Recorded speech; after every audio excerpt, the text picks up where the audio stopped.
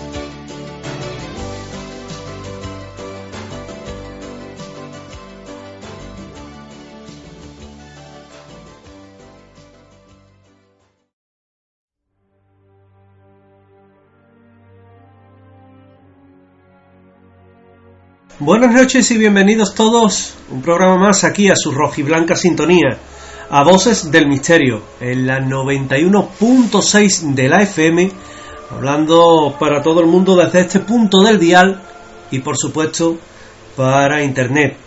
Un programa de hoy especial en el que vamos a abrir con Ana Garrido, que nos va a hablar de las conexiones que hay entre las religiones del mundo y de los dioses que mueren, dioses muertos. Seguimos hablando con Antonio Pastor de una investigación paranormal apasionante en Casa Cervantes. Seguiremos con nuestro buen amigo Adrián Martínez, que nos va a hablar de misterios de la música. Y también nos acompañará Julio Porcel, que nos va a llevar a conocer otras de esas historias que tienen que ver con sus particulares pasajes. Hoy con Don Rodrigo. Es el contenido de este programa especial de Voces del Misterio, de esta revista sonora de 120 minutos que comienza aquí y ahora. Experiencias paranormales, enigmas históricos, conspiraciones, leyendas urbanas, el mito de los ovnis y muchos otros misterios que perduran con el paso del tiempo forman parte de las Voces del Misterio. ¿Crees que estás solo? Siempre hay alguien al otro lado. Voces del Misterio.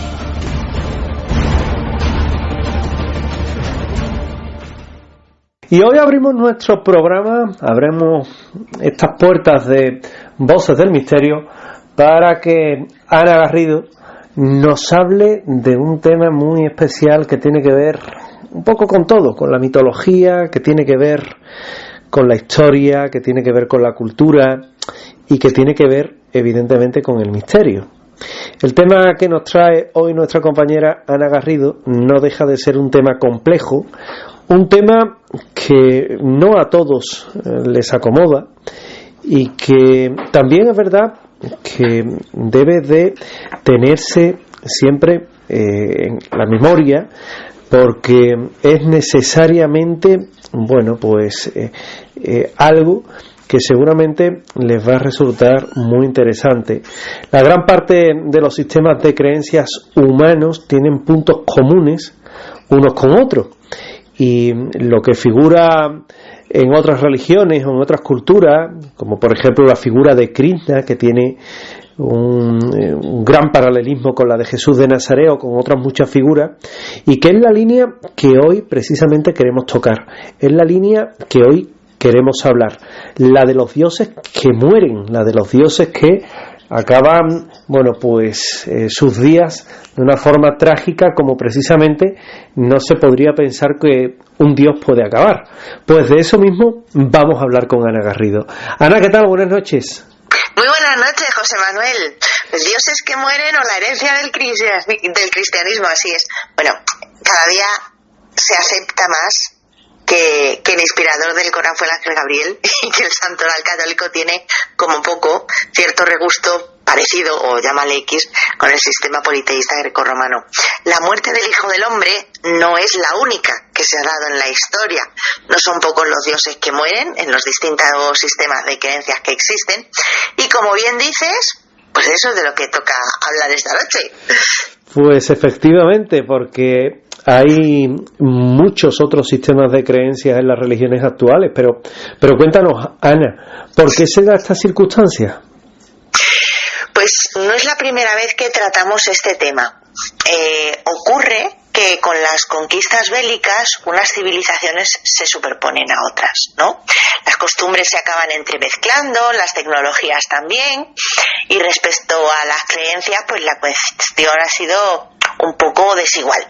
Ha habido civilizaciones que han impuesto sus creencias y cultos oficiales a los territorios conquistados, y sin embargo otras han ido readaptando las primeras para darle cabida a las segundas y así hacer que el conflicto religioso tuviera una salida un poco más pacífica, ¿no? Máxime viniendo de conflictos armados y todo lo que ello conlleva.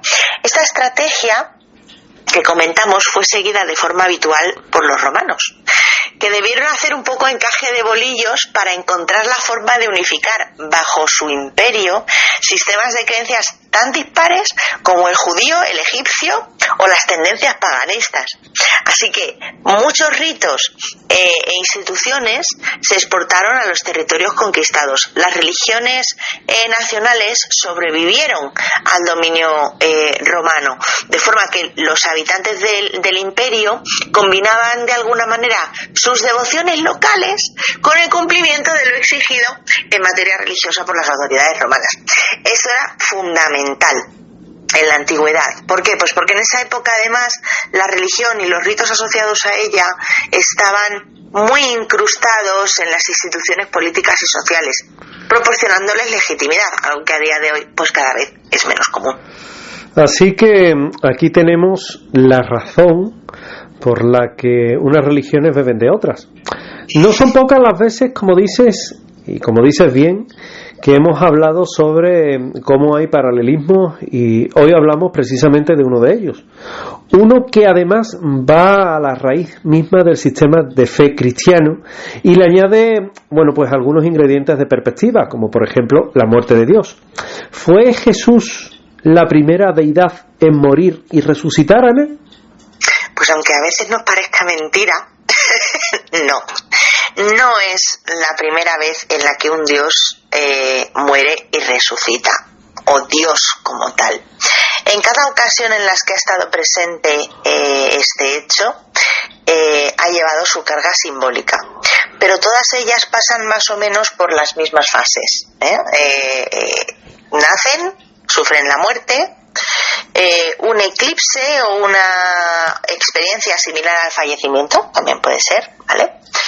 Fíjate que digo un eclipse, no lo digo así porque sí. Pasan después también una fase en el inframundo entre los muertos y luego renacen, ya sea un renacimiento literal o simbólico. Entre los dioses que podrían incluirse en esta categoría, pues están Osiris, Adonis, Tamuz, Fénix, Cristo u Odín. Las diosas que entraron al reino de los muertos y volvieron incluyen a Inanna, también conocida como Ishtar, cuyo culto se remonta al 4000 a.C., no estamos hablando de hace 2 días, y también, bueno, pues Perséfone, la figura central de los misterios eleusinos, cuyo culto podría datar del 1700 a.C., como la diosa sin nombre adorada en Creta. De hecho, es una cuestión que no está alejada del estudio de las religiones. La diosa Ishtar, que además tiene, bueno, pues todo lo que era esa referencia en la antigua cultura mesopotámica, y que hoy día, incluso en el Museo de Pergamón en Berlín, puedes encontrarte con la famosa puerta de Ishtar, que es de azulejos vidriados y que es una auténtica joya del arte, y donde también se pone de manifiesto pues el misterio de esas victorias aladas que siempre van a tener esa reminiscencia entre lo religioso, lo cultural y evidentemente lo místico y lo mítico. Pero hablamos de los romanos, dejemos atrás el imperio mesopotámico, que también fue muy importante, y nos centramos en el imperio, en este caso romano. Quizás esa cuestión de la que tú nos hablabas antes viene incluso de antes, ¿verdad? Es posible, de hecho existen muchas similitudes entre el cristianismo y el culto a Mitra. Siempre se ha aceptado como motivo plausible el hecho de que los místicos persas, de donde viene el culto a dicha divinidad, invadieron la actual Italia durante el siglo I después de Cristo. Durante los primeros y de hecho durante los primeros años de su historia ambos cultos estuvieron muy unidos. En la Enciclopedia Británica, fíjate, se hace eco de ello nombrando aspectos comunes como el espíritu fraternal, la luz como objeto de adoración, el diluvio, el arca, la santificación del domingo, el 25 de diciembre, ¿vale? La doctrina del cielo y del infierno, la lucha contra el bien, el bien contra el mal, ¿no? El juicio final y ojo aquí, el sacrificio expiatorio y la resurrección de la carne. De hecho, fíjate que se han establecido ciertos paralelismos entre, por ejemplo, también la cueva que Zoroastro consagró para adorar a Dios y la silla de San Pedro en Roma. ¿Qué dices tú? ¿Pero qué tendrá que ver lo uno con lo otro? Pues se han encontrado paralelismos, por ejemplo, pues respecto a representaciones talladas en ambas, lo cual hace pensar que incluso la silla podría haber sido utilizada en algún misterio mitraico pagano. Al final todo se hereda. No obstante, cuando el cristianismo comienza a ser predominante, ya se encargó de eliminar todos los rastros del culto a Mitra que pudo. Así que nos ha llegado bastante poco, sí que es cierto, para poder investigar a conciencia las cosas como son. Antes comentábamos algunos ejemplos, Ana. Si te parece, vamos a adentrarnos en ellos. La historia de Osiris, por ejemplo, nos lleva a Egipto, ¿verdad? Efectivamente. Osiris es descuartizado. Totalmente, además. Vale. Reparten sus pedacitos. Se reparten de una manera. Por allí. Se queda una parte se queda sin recuperar, pero bueno, se las apañan. Sí, se las apañan. Suele pasar, ¿eh? Hay veces que las recuperaciones, si estás un poquito así pendiente y demás, hay veces que las recuperaciones no son completas. No son completas, ¿eh? Y ahí entra en juego Isis. Isis, que se encarga de recuperar esos pedazos, de recomponer a Osiris, y que es la artífice de esa resurrección. Hay muchas veces, y esto es algo bastante común, que la figura femenina viene asociada a esa resurrección, la integración de la parte femenina, espiritual, racional, esa dicotomía, esas dos partes del ser deben de alguna manera unirse para que sea posible esa resurrección. Y lo vamos a ver con los egipcios y lo vamos a ver pues en otros casos que tenemos ahora mismo por delante. Así que, pues sí, empezamos por Egipto, pero hay más ejemplos, ¿eh? Sí, porque, por ejemplo, ¿qué me dices de Baco? Se le conoce como el dios del vino, tiene algo que ver con el pan y el vino de la consagración, que rememora la última cena, pero de la crucifixión, evidentemente. ¿Hay una relación, Ana, de este dios Baco con todo lo que es la última cena? Bueno, a todos nos suena la figura de Baco que nos representaba Velázquez en su cuadro, ¿no? Bien conocido como los borrachos. O también, bueno, los óleos de Rubens, de Tiziano. Siempre representaba la vida disoluta, la carnalidad, los placeres, ¿no? Era la pura representación del alma del mundo, del alma racional, entre comillas. Pero hay bastante de él que no se suele nombrar. Es curioso que se utilice vino en la consagración, precisamente, como decimos, para integrar elementos pues terrenales, ¿no? Fíjate que Baco nace de una virgen fecundada por un dios. Oye, qué curioso. Y hay fuentes que afirman que nace en una cueva ante la presencia de algunos pastores. Pero este punto está todavía por definir. ¿vale? Hay fuentes que lo nombran, otras que no se atreven a tanto. Pero lo que sí está más o menos aceptado es que nace de una virgen fecundada por un dios. El rito báquico gira alrededor del hecho de que el joven Baco, también conocido como Dioniso o Zagreo, dependiendo del sistema, fue también descuartizado por los titanes. Consiguieron destruirle al hacer que quedara fascinado por sí mismo en un espejo. Eso lleva una carga simbólica brutal, ¿no?, sobre el conocimiento de Dios a través de su reflejo en la naturaleza humana. Y aunque no entraré por ahí, porque este tema es muy complejo, a mí por lo menos me suena a cuando se hizo Dios hijo del hombre, ¿no? Pero volvamos a Baco. Lo descuartiza, lo hierven en agua y luego lo asan y se lo comen. Cuando lo hierven en el agua es símbolo de su inmersión en el mundo material. Y cuando lo asan, simboliza el ascenso de la naturaleza espiritual al salir de su forma, ¿no? Fíjate, el dios del vino, que en la consagración se convierte en la sangre de Cristo. Y resulta que se lo comen. Oye, qué curioso, como el cuerpo de Cristo. Con lo cual, ahí tenemos esa pincelada, ya cada uno lo paralismo, cada uno que se lo vea y decida, ¿no?, si le toca o no le toca, o si le convence o no le convence. La cuestión es que mientras Júpiter castigaba a los titanes, matándolos con sus rayos y quemándolos, y de paso creando la raza humana con sus cenizas, ocurre que el ser humano, siendo creado de esa manera, cuenta con una dualidad divina y terrenal, racional e irracional, por haberse comido los titanes la carne de Baco. Con lo cual, ahí tenemos de nuevo esa integración que te comentaba antes, ¿no? Hay que integrar la parte espiritual y la parte física del género humano. Y eso de comerse la carne de Baco, ¿no suena un poco a lo que es la liturgia de la comunión? Claro, no anda cerrado.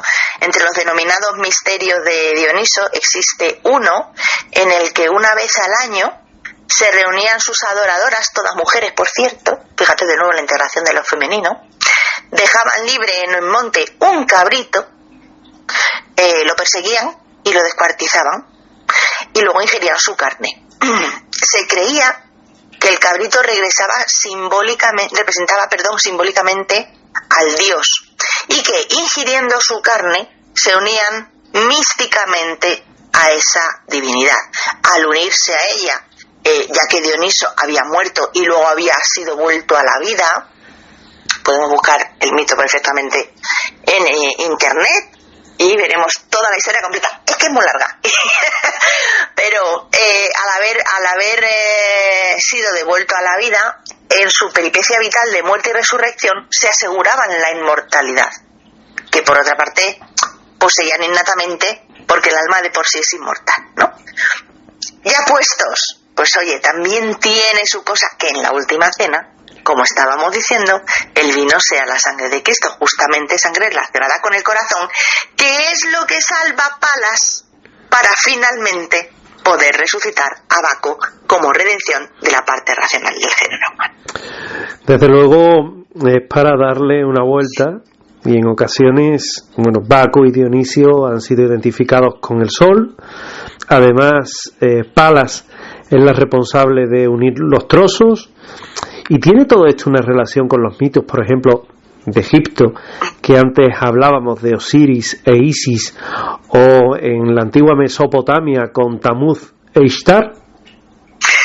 Pues igual hay quien se sorprende, que yo creo que a estas alturas de lo que venimos hablando ya pocos, pero efectivamente Tamuz e Ishtar en Babilonia, por un lado, y por otro Isis y Osiris, también protagonizan historias de muerte y resurrección. De hecho, el mito de Tamuz e Ishtar es uno de los primeros ejemplos de la alegoría del dios que muere. Estábamos hablando, como hemos dicho antes, del 4000 antes de Cristo. Es uno de los primeros, ¿no?, que ponen el tema sobre la mesa. Tamuz era el dios del sol esotérico, por eso decía antes lo de los eclipses, No, hay veces que los dioses, como son considerados dios sol, no pasan por una muerte como tal, sino que el eclipse se interpreta como tal. Pero fíjate qué cosa más curiosa. A Tammuz se referían como el pastor o el guardián de la casa del pastor. Y también era un dios nacido. Su muerte y posterior resurrección eran unas fiestas además muy aclamadas en Babilonia, y cuando resucitaba se le aclamaba como redentor de su pueblo. En este caso también resucita gracias a Istar, que baja a los infiernos en busca del elixir de la vida, simbolizando el descenso del alma a los infiernos, y su posterior redención mediante la resurrección. Con lo cual, pues yo creo que ya más claro no podemos decir. El misterio y la respuesta está servida, desde luego. Pero no solo hay referencias en las culturas orientales. En Europa también tenemos ejemplos del Dios que muere y que resucita. Ahí entonces nos encuadramos dentro de lo que es la mitología germánica, ¿verdad?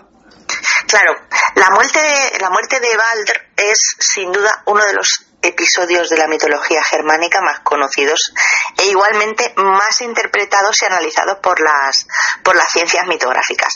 La muerte de una divinidad es en múltiples religiones y mitologías, como estamos viendo, el episodio fundamental, y nos presenta el lado más humano de uno de los personajes que actúan generalmente fuera del ámbito de las posibilidades del hombre, no como son los dioses.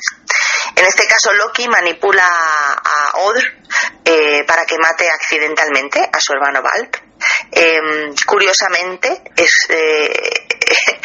nos encontramos con que muere un dios asesinado por su hermano con una lanza, igual que muere un hombre a manos de los hombres en el cristianismo, jugando un papel importante la lanza de Longinos. La madre de Balder, en este caso, es ese componente femenino que va a interceder para hacer la integración de todas las energías o fuerzas que intervienen, trata de devolverle la vida, y se dice de él que volverá al final de los tiempos. Ahí lo dejo. Al final de los tiempos, que fíjate que tiene también su paralelismo con la segunda venida. Claro. Al final de los tiempos. Y por último, en la mitología nórdica tenemos el caso de Odín, que también muere y resucita, ¿verdad? Así es, hiriéndose a sí mismo y colgándose del árbol del mundo. Odín llevaba a término un rito mágico que le debía rejuvenecer. Durante los 9 días y las 9 noches que duró este voluntario sacrificio, en este caso son 9 en vez de 40, ¿está bien? Esperó que alguien le llevara un poco de comida o un poco de bebida, pero nadie llegó, y observando la existencia de tierra cerca de sus pies, pudo atraerlas hacia sí, encaramándose sobre ellas y verse librado rápidamente por una fuerza mágica. Odín cae sobre el suelo, se encuentra rejuvenecido de nuevo. Seguramente Mimir le hizo beber un poco de hidromiel, y Odín empezó a mostrarse sabio en palabras y fecundo en obras útiles. Así que de esa manera se había realizado también su resurrección. ¿Qué explicación le dan los estudiosos de esta amalgama de dioses que pasan por ese mismo proceso que venimos contando de nacer, morir, pasar por algún tiempo de, por decirlo de algún modo, un viaje por el reino de los muertos y resurrección? Me refiero a que son dioses y diosas de sistemas dispares, pero todos ellos sufren el ciclo de la vida más una resurrección, a pesar de darse en lugares más o menos distantes geográficamente hablando. Claro, históricamente esta cuestión ha estado íntimamente relacionada con dos enfoques diferentes del estudio de la religión, de la hermenéutica. Por una parte el naturalista, y por otro lado el interior. El primero, que como decimos podría etiquetarse de naturalista, busca explicar estos mitos en términos de paralelismos con los procesos naturales. La explicación naturalista tiene mayor apoyo en las fuentes antiguas, eso es cierto. Estos rituales estaban estrechamente relacionados con el ciclo de las estaciones, como cuando las mujeres atenienses plantaban jardines de Adonis en macetas y entonces cuando los brotes crecidos se secaban al calor del verano, lloraban por la muerte del dios, ¿no? Ya en la antigüedad el enfoque racionalista de Aristóteles podía elaborarse hasta una interpretación rígidamente naturalista de los orígenes de los mitos, como explicaciones de fenómenos estacionales naturales, es decir, en el otoño todo muere, en el invierno sería ese momento de oscuridad, ¿no? En la primavera ya renaces y en el verano se da esa plenitud, ¿no? Los estoicos racionalistas romanos como Cicerón y Séneca consideraban suprema la naturaleza oficial y civil del ritual y estaban preparados para explicar los mitos y fiestas de Atis, de Adonis y Perséfone en términos también pues de fenómenos naturales. El rapto y retorno de Perséfone, argumentaba Cicerón, era símbolo de la siembra y el crecimiento de las cosechas, ¿no? Bueno, a finales del siglo XVIII la interpretación naturalista, digamos que da una vuelta de tuerca, ¿no? A medida que, pues bueno, librepensadores como Richard Payne Knight buscaron explicar todos estos fenómenos religiosos en términos de actividad solar.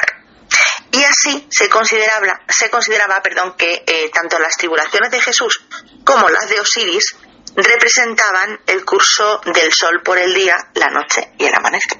Así que hay dos vertientes. ¿Y todo eso, Ana, cómo se explica desde una perspectiva interior? Ese enfoque, busca explicar estos procesos como referentes de transformación espiritual e individual. Y es algo posterior, ¿vale? Para la época victoriana más o menos, las ideas solares de Richard Payne, junto con el trabajo menos subido de tono de investigadores como Müller, habían dado extraños giros al hacerse un hueco en el discurso popular. Grupos como la Orden Hermética del Alba Dorada estaban usando paralelismos académicos entre Cristo, Osiris y otros dioses solares putativos de muerte y resurrección para construir elaborados sistemas místicos y teosóficos. Es el momento, pues eso, de las sociedades secretas. Decimos de la Orden Hermética del Alba Dorada, pero no eran los únicos ni muchísimo menos. ¿Qué ocurre? Pues que para el siglo XX este giro espiritualizador hacia la hipótesis del Dios universal de muerte y resurrección se había hecho hueco, como decimos ya, y había calado mucho entre la gente. Desde sus estudios sobre la alquimia y otros sistemas espirituales, el psicólogo suizo Jung, dependiendo, cada uno lo pronuncia como quiere, ¿no? Pero él argumentó, sabes que su trabajo es súper importante en cuanto a los arquetipos y demás. Bueno, pues él argumentó que los procesos arquetípicos tales como la muerte y resurrección eran parte del simbolismo del inconsciente colectivo, ¿no? Y que podía utilizarse en la tarea de la integración psicológica. La línea de argumentación de Jung ha sido seguida con modificaciones, obviamente, porque tú sabes que todos le aplican un poco de cambio, le añaden su propia aportación, ¿no? Pero Joseph Campbell pues ha sido uno de los seguidores de esta línea. Después de todo lo que nos has explicado, Ana, a mí lo que me queda claro es que antes que el cristianismo hay 4 milenios de religiones. Eso es. En disciplinas académicas como la mitología, la mitografía, la sociología, la antropología incluso, el cristianismo y sus símbolos se categoriza como un sistema mitológico junto con todas las demás religiones del mundo. Vale que para los cristianos, y ahí me incluyo, es nuestro sistema, ¿vale? Y entonces para nosotros a veces lo tratamos como si fuera el único, pero a nivel antropológico no podemos olvidar que las religiones del mundo son muchísimas. El motivo universal del Dios que muere y resucita y la particular existencia de religiones mistéricas relacionadas con este tipo de deidades alrededor del mar Mediterráneo, estamos hablando de Osiris, de Atis, de Adonis, etcétera, llevó a algunos investigadores, empezando por Cumont, a clasificar la figura de Jesucristo, tal y como aparece en los evangelios, como un ejemplo sincrético de este arquetipo. Esta afirmación obviamente es rechazada por investigadores cristianos, por cuanto toman a Cristo como una figura única. Pero es imposible no ver lo que estamos viendo. A nada que sabes un poquito sobre sistemas de mitología, es que te dan la cara, ¿no? Como suele decirse tradicionalmente, y con todo el cariño del mundo. Estas correspondencias con los mitos no tienen relación con la cuestión de la historicidad de Jesús. Incluso la interpretación de la crucifixión como un suceso estrictamente histórico en modo alguno descarta la subsiguiente mitificación, ¿no? En particular, C.S. Lewis creía, tras su conversión al cristianismo, ¿no?, que la resurrección pertenecía a esta categoría de mitos, con la propiedad añadida de haber sucedido realmente en la historia. Es decir, se le da una historicidad que no se da a los mitos. Al final, pues vueltas para un lado, teorías para todos los gustos. Lo que es innegable es que paralelismos hay y que se deben simplemente pues a la asimilación de los acervos culturales de unos pueblos con otros. Pues era la clase magistral que nos ha dado hoy Ana Garrido sobre un tema que es apasionante, que ya mismo vamos a estar celebrando la Navidad y que habría que preguntarse también, bueno, pues sobre los orígenes de muchas de estas celebraciones que hoy nos ha dado una masterclass en este sentido nuestra compañera Ana Garrido. Ana, muchísimas gracias. A ti siempre, José Manuel. Gracias. Abre tus oídos. Se escuchan sonidos extraños. Susurros del más allá invaden tu radio. La historia y el enigma se abren paso a través de las ondas. Los especialistas más experimentados se reúnen cada viernes en esta sintonía. Únete a nosotros, amante de lo desconocido. Voces del misterio. Tu voz.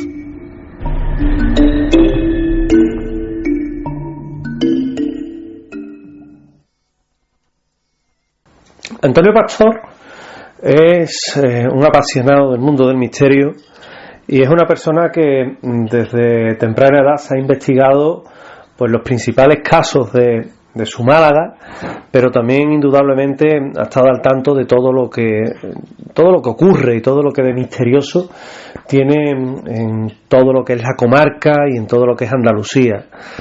Sin embargo, hoy Antonio, escritor, Antonio divulgador, nuestro Antonio Pastor investigador, nos quiere llevar a conocer mejor el caso de la Casa Cervantes.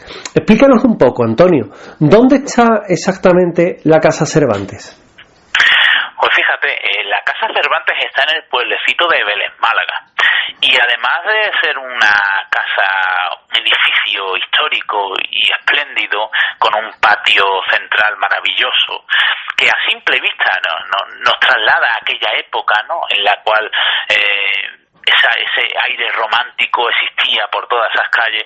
Además es un edificio activo, es decir, es un edificio donde hay oficinas del Ayuntamiento, de la Junta de Andalucía, incluso está la Escuela Oficial de Idiomas de la Sarquía.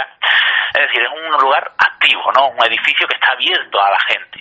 Y quizás sea todas esas características que acabo de mencionar sean uno de los factores por los que hoy vamos a hablar de Casa Cervantes, porque en ese lugar tan transitado, tan abierto a todo el mundo que quiera pasar allí a penetrar en sus muros, se manifiesta lo insólito.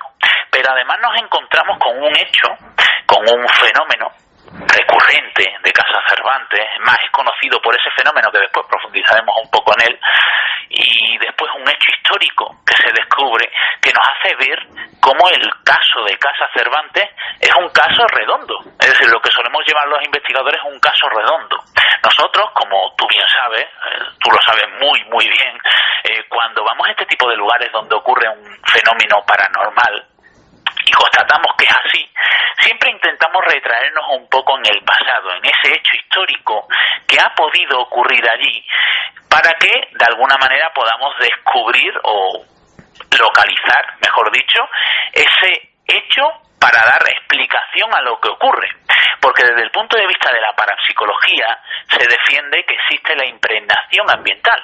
Ese hecho histórico, nosotros nos centramos siempre en algún hecho luctuoso, alguna tragedia que haya ocurrido en ese lugar, para que desde un punto de vista de la parapsicología se defiende que cuando se produce esa tragedia, una persona que está sufriendo esa tragedia finaliza con la muerte, en ese preciso instante esa persona puede emanar una especie de energía que se queda como energía remanente en el lugar, lo que llamamos una impregnación ambiental. Y posteriormente empiezan a generarse en ese mismo punto pues diversos fenómenos paranormales en ocasiones debido a algún detonante que se nos escapa. Pues como os decía, Casa Cervantes es un caso redondo, porque como veréis a continuación, cuando empecemos a indagar un poco en su historia y en su fenomenología, esa historia corrobora lo que posteriormente, centenares de años después, personas sin conocer la historia de Casa Cervantes, sin conocer el lugar, son capaces de vivir. ¿Por qué se le llama Casa Cervantes, Antonio? Pues fíjate, se le llama Casa Cervantes porque, según algunos historiadores, Miguel de Cervantes se hospedó allí en 1594, en su época de recaudador de impuestos. Algunos historiadores también defienden lo contrario, ¿no? Pero el nombre proviene de eso, de Miguel de Cervantes. Es más, seguro que muchos de nosotros cuando hemos disfrutado de esa gran obra como es El Quijote, en El Quijote también se menciona a Vélez Málaga, ¿no? Y todos dicen que fue cuando estuvo allí que se hospedó en esa casa, que en aquella época era un lugar de hospedaje. ¿Y qué sabemos de su historia? ¿Por qué esta Casa Cervantes entraña tantos misterios, tantos enigmas? Pues fíjate, si quieres, si te parece bien, podemos ya penetrar en el hecho en sí, en saber cuándo es conocido Casa Cervantes por ese hombre sin rostro, que muchos dicen que se manifiesta en ese lugar. Y todo ocurre en el verano de 1994. En ese momento, los servicios de limpieza de Vélez Málaga, los trabajadores, estaban descontentos por la situación laboral en la que se encontraban y decidieron ir a la huelga. Pero claro, no hicieron o no convocaron una huelga digamos de la misma manera a la que estamos acostumbrados a ver, es decir, dejar de trabajar, sino que en ese momento decidieron hacer un poco más de fuerza y lo que decidieron es atrincherarse en un edificio público para forzar un poco a que esa situación pues cambiara, ¿no? Y eligieron Casa Cervantes. Pues bien, a las 9 de la noche aproximadamente, el primer día en el que se produce esa huelga, se comienza esa huelga, pues la policía local, que por aquel entonces era quien custodiaba Casa Cervantes tanto de día como de noche, un dato interesante como veréis posteriormente, pues les abre a las 9 de la tarde, les abre Casa Cervantes y 11 trabajadores del servicio de limpieza penetran en esa casa, en ese edificio. Les cierra la puerta y esta gente se va. Y esos 11 trabajadores deciden acomodarse en una de las estancias de arriba. Pues bien, una vez que ya estaban acomodados, como he dicho antes, era una tarde-noche de verano, ya estaba casi anocheciendo, cerca de las 10 de la noche, pues de repente uno de esos trabajadores decide salir a la parte exterior de lo que es el patio para fumarse un cigarro tranquilamente. Pues bien, según pudo constatar este hombre y pudo describirnos, a la vez que estaba fumándose ese cigarro tranquilamente, de repente escuchó un ruido extraño. Un ruido extraño que, según decía, parecía el sonido como de ropa mojada y arrastrándose, como ropa mojada muy pesada arrastrándose, un sonido muy sutil pero muy extraño. En ese momento ese hombre se quedó un poco estupefacto pensando en qué era eso y no sabía incluso de dónde venía, pero es que ese sonido duró segundos. Claro, eso cedió, se dejó de escuchar y este hombre pues pensó que sería cualquier cosa que se le habría parecido. Y de repente pues sigue fumándose el cigarro. A los 5, 6, 7 segundos no más, de repente escucha nuevamente ese sonido. Pero esta vez de una forma más interesante, más fuerte. Y era capaz incluso de localizar de dónde provenía ese sonido. Y provenía de un pozo que hay en uno de los rinconcitos de Casa Cervantes. Y como he dicho antes, ya estaba casi anocheciendo. Y se dio cuenta, al agudizar un poco la mirada, la vista en ese lugar, de que al lado de ese pozo había algo con forma humana. Y esa especie de hombre, de repente, en esa penumbra, empezó a tambalearse, avanzando hasta ir llegando hacia casi la parte central del patio. Claro, en ese momento ya la poca luz que quedaba así penetraba en esa zona, y este señor se dio cuenta de que en realidad era un hombre lo que había allí, pero ese hombre no tenía rostro. En ese preciso instante, este señor empezó a gritar y esa figura desapareció, literalmente. Los compañeros que estaban dentro de la habitación salieron para ver qué pasaba.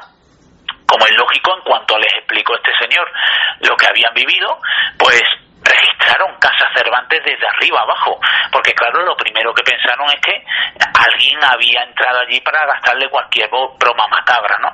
Al ver que no había absolutamente nadie, llamaron a la policía. La policía se personó en el lugar y registró el edificio por completo, y al ver que realmente no había nadie, se levantó la huelga. A partir de ahí finalizó y todo se quedó en ese mal recuerdo de esos compañeros, ¿no? Y ahí es cuando podemos decir que empieza a conocerse ese fenómeno como el fantasma del hombre sin rostro de Casa Cervantes. La descripción, además, por lo que nos han narrado, es muy detallada, muy amplia, una descripción muy rica en detalle, hasta el punto de, si lo vio claro, que no le vio la cara, es decir, no le vio la cara porque es que no la tenía. Y dime una cosa, Antonio, ¿alguien más tuvo alguna experiencia posterior a esta de este trabajador que se había encerrado allí en huelga, aparte de él, o simplemente a partir de ahí se producen otro tipo de fenómenos? Fíjate, es un punto muy interesante el que vamos a tratar ahora, porque anteriormente a este hecho existen testimonios de personas que han vivido algo muy parecido. Y aquí quiero incidir un poco en el tema. Como tú bien sabes, y como seguro que muchos de los amigos que nos están escuchando, los investigadores damos un valor primordial, importantísimo, a cada uno de los testimonios que nos llegan de un caso, ¿no? Pero sí es verdad que si vienen de ciertas personas o personas que ejercen cierto trabajo, cierta labor, le damos un plus más de valor, ¿no?, a ese testimonio.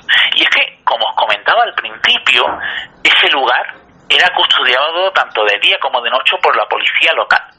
Pues existen dos actas policiales anteriores a ese fenómeno que se dio, a ese caso, ese momento que se dio en 1994, en los cuales dos agentes de policía dicen haber vivido lo siguiente. En aquella época, cuando se realizaban las rondas nocturnas, había un agente que estaba literalmente toda la noche dentro de Casa Cervantes. Ponían una mesita con una silla en uno de los rinconcitos y cada cierto tiempo, en las horas oportunas, pues hacían unas rondas de reconocimiento por todo el edificio. Pues en este caso, un agente de policía, en este hecho, no puedo dar nombre completo, pero sí iniciales, ARG. Pues de repente este hombre estaba en esa silla, con esa mesa, sentado, viendo una revista, pues pasando la noche, ¿no?, esperando a que le volviera a tocar ese ronda de reconocimiento. Y de repente, según pudo decir este hombre, en su campo de visión se dio cuenta de que había algo que no tenía que haber. De estos momentos en los cuales por reflejo vemos algo que no debería estar y de forma instintiva levantamos la mirada. Pues eso es lo que le pasó a este buen hombre, y de repente al levantar la mirada se dio cuenta de que al lado del pozo que justo le pillaba enfrente había un hombre, pero un hombre que no tenía rostro. Automáticamente esa imagen duró décimas de segundos y eso desapareció, pero lo dejó reflejado en ese acta policial como un detalle curioso.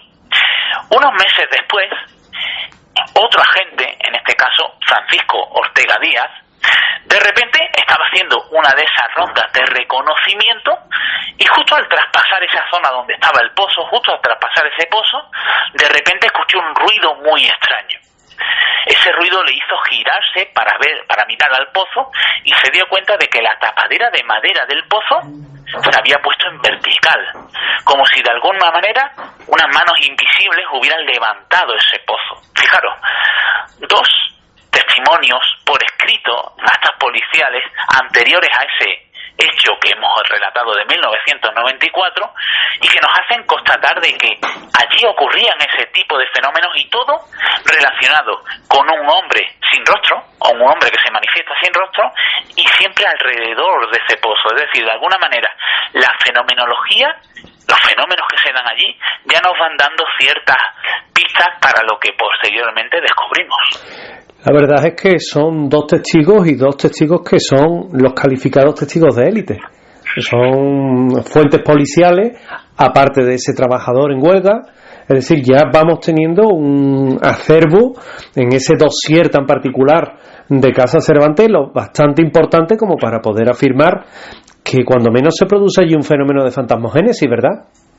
Pues la verdad es que sí, y sobre todo eso, dejar marcado bien que es el fenómeno de la fantasmogénesis, es decir, algo inteligente se manifiesta allí, y siempre rondando ese pozo. Pero al cabo de los años también nos hemos dado cuenta de que no solo, nos han llegado literalmente testimonios no solo de personas que son de aquí, de Málaga, de Vélez Málaga, personas que de alguna manera puedan estar contaminadas por esa información que ronda por ahí, por ese hombre sin rostro, sino que, como decía antes, ese edificio está abierto al público, incluso hay una sala de exposición, de museo, y son muchas las personas que han pasado por allí, visitantes, para ver las exposiciones, gente que no son de Málaga, no son de esta zona, y han podido detallar cómo han vivido situaciones extrañas, han tenido sensaciones extrañas, incluso han podido visualizar ciertas sombras en ciertos lugares determinados. Es decir,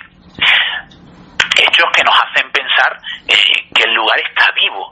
Y fíjate qué interesante, yo creo que un punto también a tener en cuenta dentro de lo que son los fenómenos paranormales en esas supuestas casas encantadas.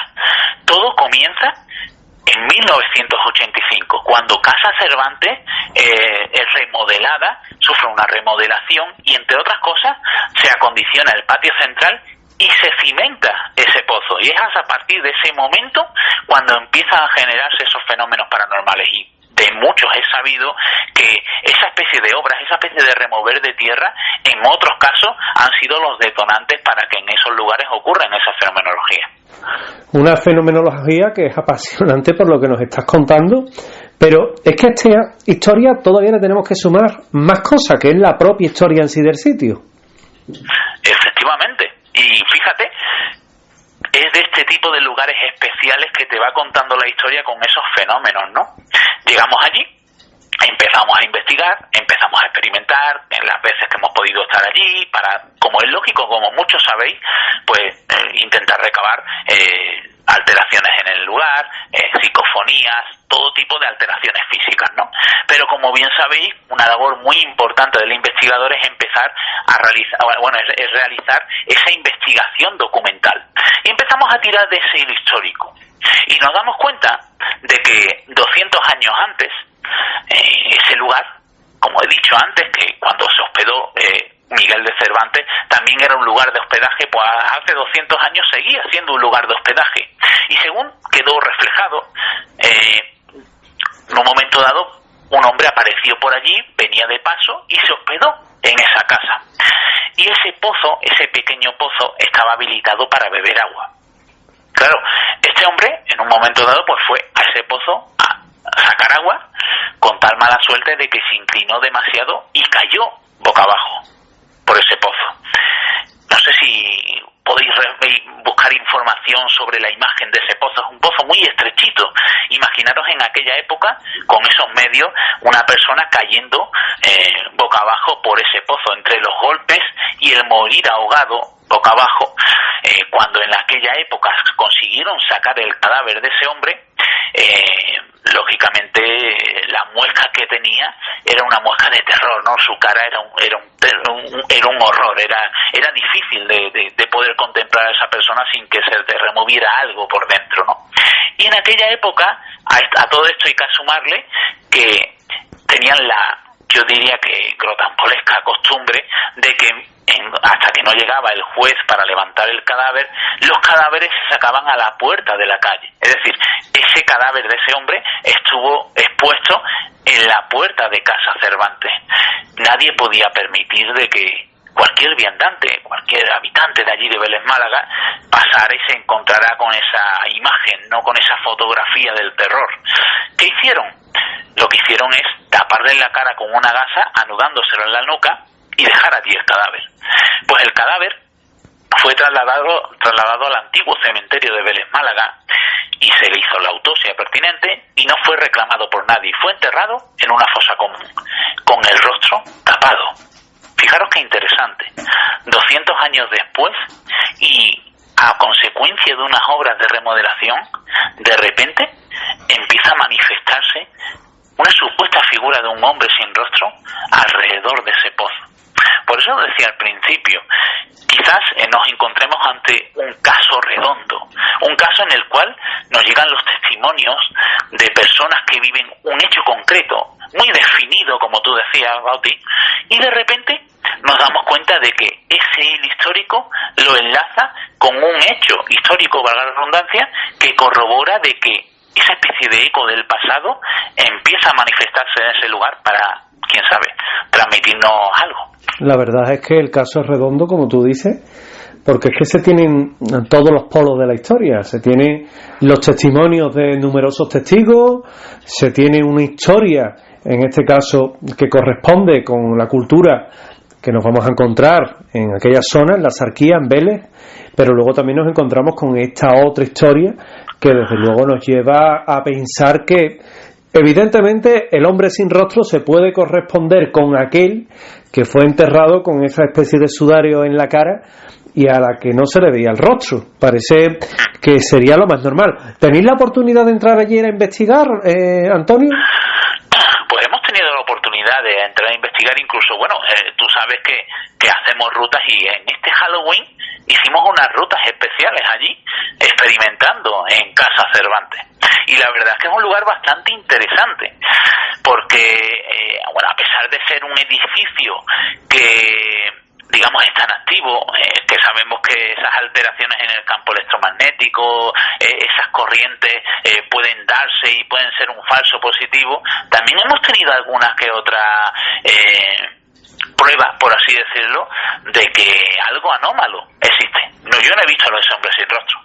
eso no lo he visto. Ojalá lo hubiera visto. Ya nos gustaría, ¿verdad? Ojalá. Es más, yo nunca he visto un fantasma de carne y hueso, como siempre digo, casi todos los días, ¿no?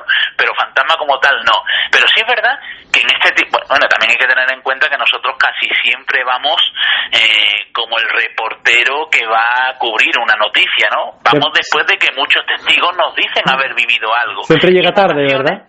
Claro, en ocasiones nos topamos con algo, ¿no? Pero es difícil. Pero sí es verdad que es uno de estos lugares en los cuales sientes algo.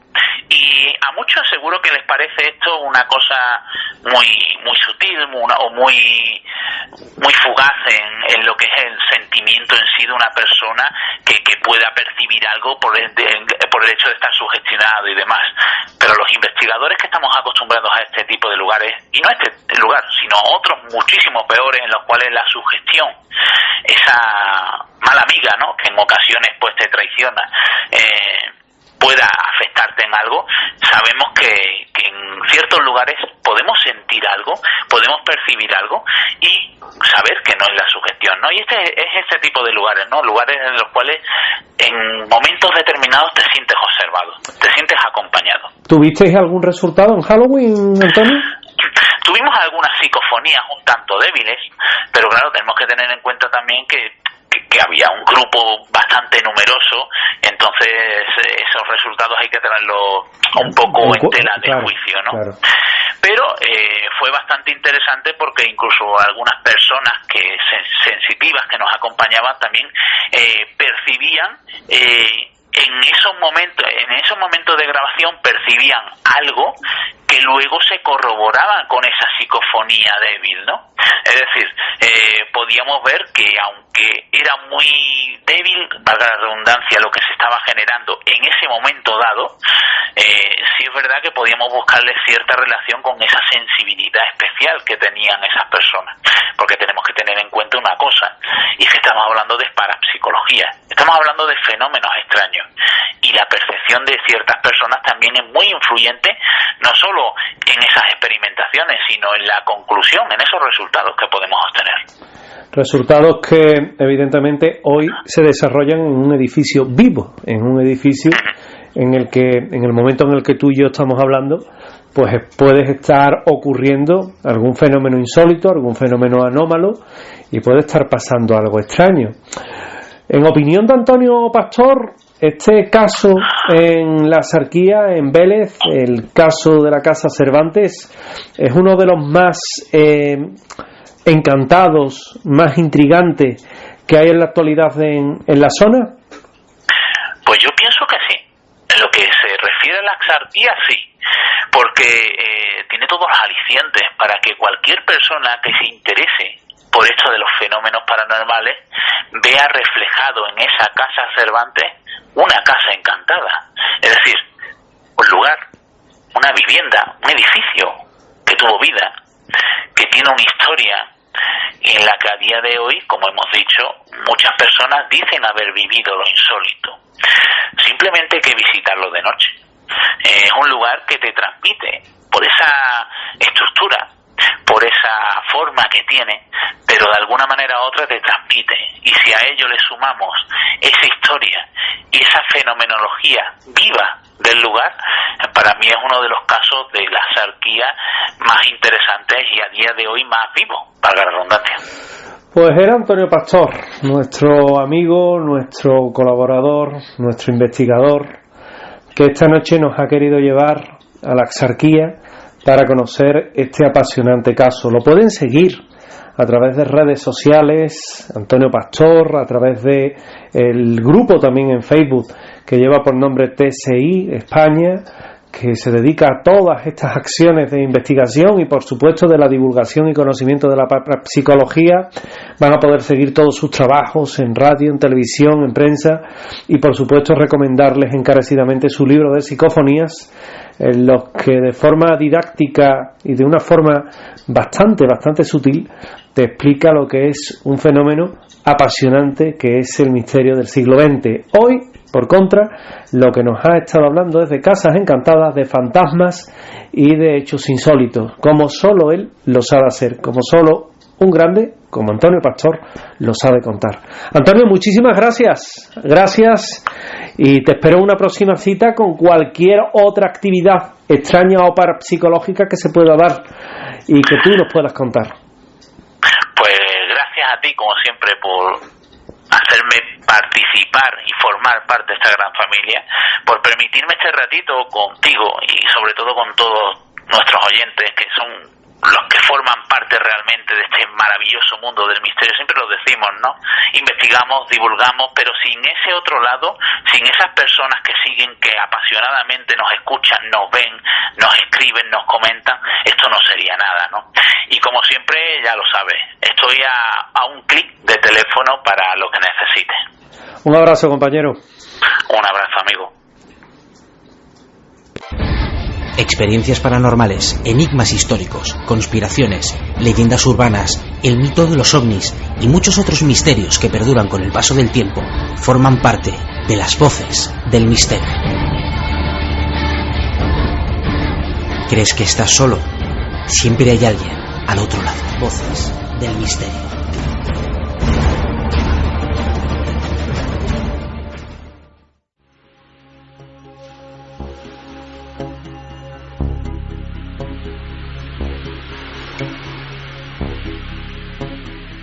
Hola, ¿qué tal, queridos amigos de Voces del Misterio? Soy Adrián Martínez y para mí es un verdadero honor participar en este espacio donde tienen cabida muchos temas.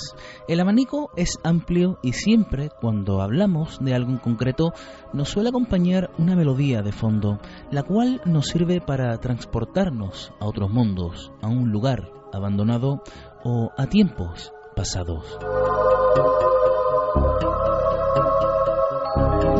Porque la música tiene esa magia que nos cautiva y nos evoca mil y una sensaciones.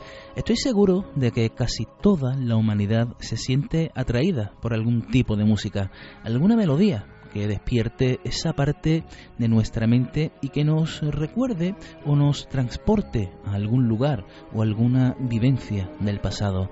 La música en sí es un verdadero misterio y de ella os quería hablar en este espacio de hoy, porque son muchos los enigmas que se pueden esconder detrás de una melodía.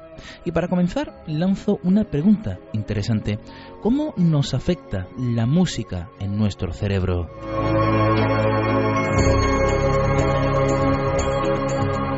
Es un campo apasionante y estoy seguro de que os vais a sentir identificados con algunas curiosidades de las que voy a mencionar, porque la música está ligada directamente con nuestras emociones. Dependiendo de cómo tengamos los ánimos, solemos elegir un tipo de música adecuada a cada momento.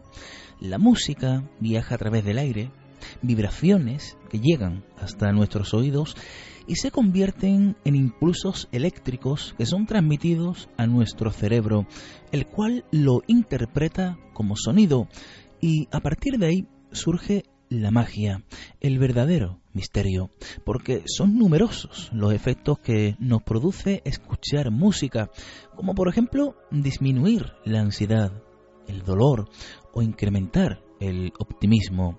También puede alterar considerablemente nuestro estado de ánimo o nos puede también condicionar, como vamos a ver más adelante.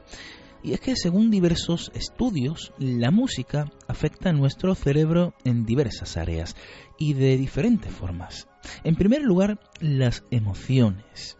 Reproducir una canción o escuchar a alguien cantar crea diversos picos emocionales que incrementan la dopamina, un neurotransmisor que controla la recompensa y el placer, aunque también puede procesar diversas emociones como la tristeza o el miedo. ¿Quién no se ha venido arriba escuchando alguna canción de su cantante favorito? O que simplemente te ayudan en algún momento concreto donde te sientes más melancólico de la cuenta.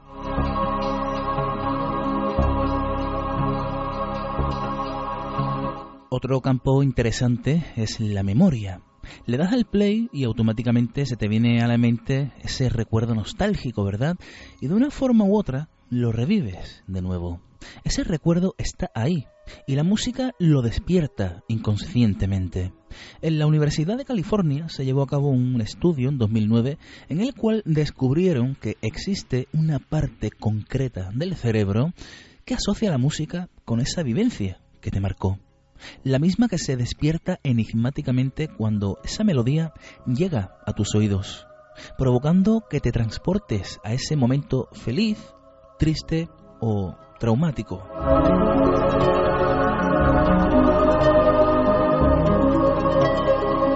Y también el aprendizaje, o como también lo llaman, la neuroplasticidad, esa capacidad que tiene nuestro cerebro de cambiar, de autorrepararse de algún daño sufrido en el pasado.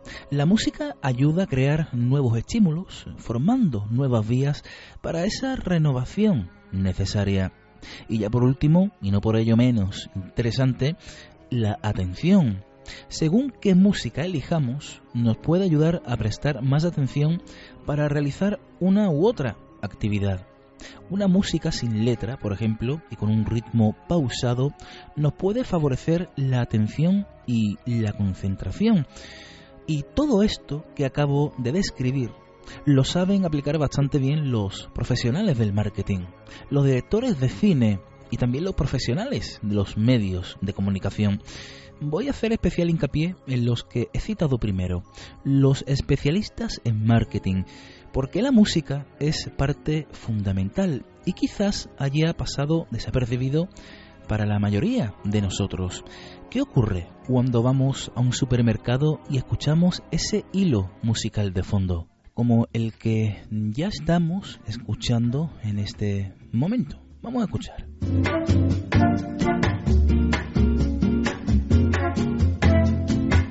La mayoría del tiempo no lo apreciamos, pero nuestro subconsciente sí lo capta.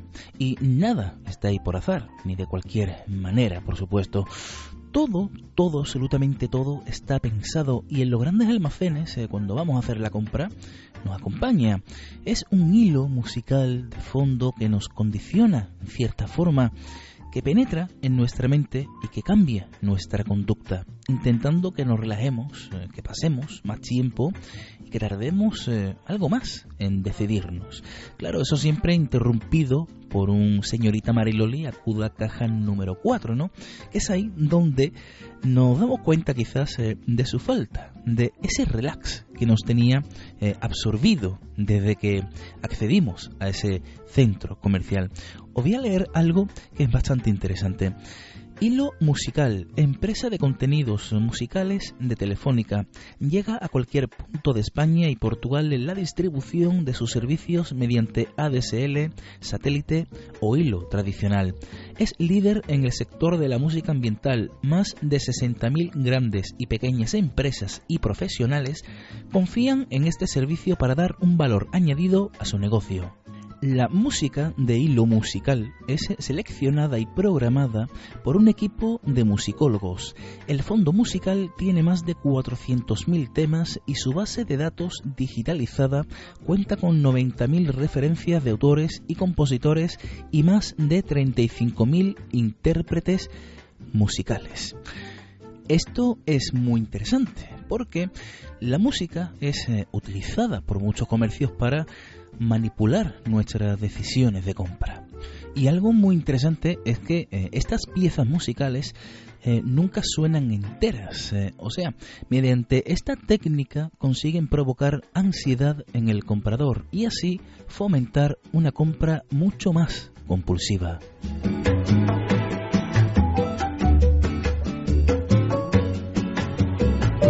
Pero de unos grandes almacenes, ¿qué os parece si nos vamos a comprar ropa? Nos vamos a uno de estos locales, los cuales se caracterizan por tener puesto una música de fondo, una música rítmica y a todo volumen, como esta que estamos escuchando.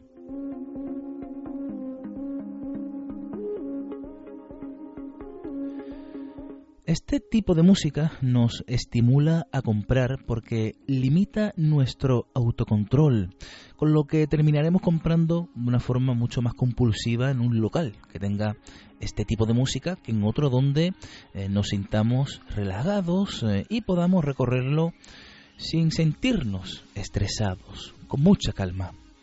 La música tan alta, fijaos, sobrecarga nuestros sentidos, lo que hace que meditemos menos nuestras decisiones. De esta forma no tenemos tanto tiempo para sopesar si realizamos una compra o no, con lo cual es mucho más sencillo que salgamos de la tienda cargados de bolsas. Y un dato muy interesante es que los jóvenes, como todos sabemos, son mucho más impulsivos que las personas mayores. Y al escuchar la música de estas tiendas, pues hace que la cantidad de productos que compren sea mucho más alta que si no existiera dicha música. Pero vámonos a una discoteca, vámonos de marcha, que seguramente hay muchas cosas interesantes que contar.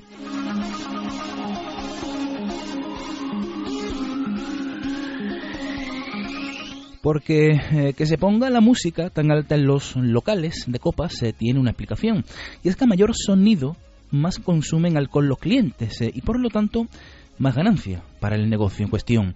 Nicolas Wegen realizó un estudio en una universidad francesa y lo hizo en un contexto real, o sea, analizando en diferentes bares franceses el efecto del volumen de fondo sobre los clientes, y para ello pidieron la colaboración de los locales para manipular el ritmo y el volumen de la música de fondo, para así poder registrar el consumo de alcohol en una muestra de la población de edades comprendidas entre los 18 y los 25 años, que por supuesto en ningún momento sabían que estaban siendo partícipes de tal investigación.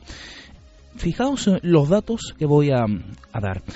Con el volumen a un nivel normal, 72 decibelios, los usuarios pedían 2,6 cervezas de cuarto de litro y tardaban unos 14 minutos con 41 segundos en consumir cada bebida. Y con la música al máximo volumen permitido, o sea, 88 decibelios, llegaban a beber 3,4 consumiciones e ingerían cada bebida en 11 minutos con 45 segundos. Como nota curiosa, en ambas situaciones los clientes necesitaron tan solo 7 sorbos para acabar la consumición.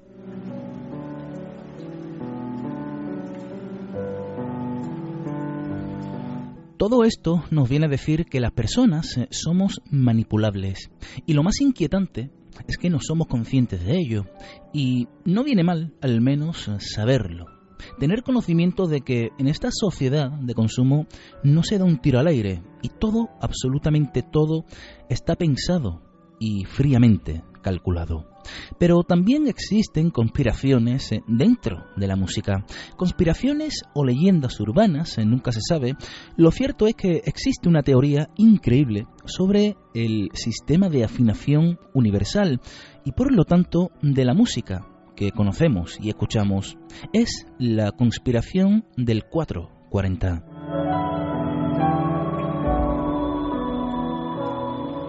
Esta teoría apunta que las frecuencias sonoras pueden modificar nuestro funcionamiento vital y por lo tanto sanar nuestro organismo o por el contrario perjudicarlo. Pero ¿qué ocurría en siglos pasados en cuanto a la afinación de los instrumentos? Pues que no había un estándar de afinación estandarizado y por lo tanto la frecuencia de afinación oscilaba entre los 423 y los 450 hercios. Finalmente, en 1936 se llevó a cabo en Londres una convención donde se estableció marcar como patrón de afinación el La en 440 hercios, pero se suspendió ya que la crisis entre países hizo estallar la Segunda Guerra Mundial, como todos sabemos, hasta que finalmente en 1953 se retomó dicha reunión y se estableció finalmente el 440 como sistema estándar de afinación. Hasta aquí todo bien, pero ¿dónde está la polémica? Porque realmente la hay, ya que existen, fijaos, muchos defensores que afirman que en lugar de 440 hercios, la afinación debería ser de 432 hercios, ya que ese número está más armonizado con la naturaleza, con sus sonidos, con su vibración, y aseguran que fue algo que se nos arrebató a la humanidad, culpando de ello incluso al mismísimo ministro de propaganda nazi Joseph Goebbels, que intencionadamente nos arrebató esa armonía musical para desestabilizar a las masas y así poder manipularlas a su antojo. Una teoría descabellada, aunque no podemos ligarla, por supuesto, a todos aquellos que están a favor de esa afinación a 432 hercios, ya que aluden otros aspectos, como que una nota musical genera 12 armónicos cuando la nota La está afinada a 432 hercios y cuando se afina a 440 tan solo genera 8 armónicos, dando así un resultado muy pobre. Pero dejando la teoría a un lado, ¿qué os parece si pasamos a la práctica?